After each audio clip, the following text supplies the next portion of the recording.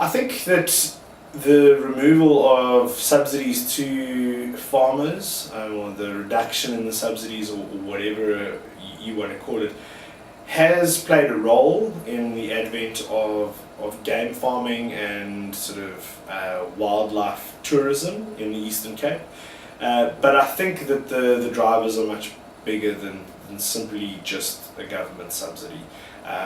Farming, when you speak to livestock farmers or crop farmers in the Eastern Cape, the Eastern Cape is essentially a very marginal area for intensive agriculture. So while you can keep a herd of animals pretty effectively, grow things on a relatively small scale, as soon as you try to scale that up, that then becomes quite difficult. So in terms of being a highly intensive cattle farm in the middle of the Eastern Cape, that becomes very, very difficult and is certainly not very financially viable for farmers in this region. So I think removing that subsidy certainly played a role, but there was also then the change in the market. So we had international tourists very, very keen to visit this part of South Africa because there's no malaria.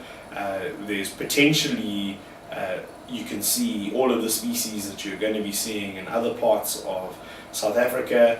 It's easy to get to and so on. So we saw this sudden boom with a combination of removal of government subsidy, it not really being a viable option. Labour costs are extremely high for farmers working at the scales that they had to work on.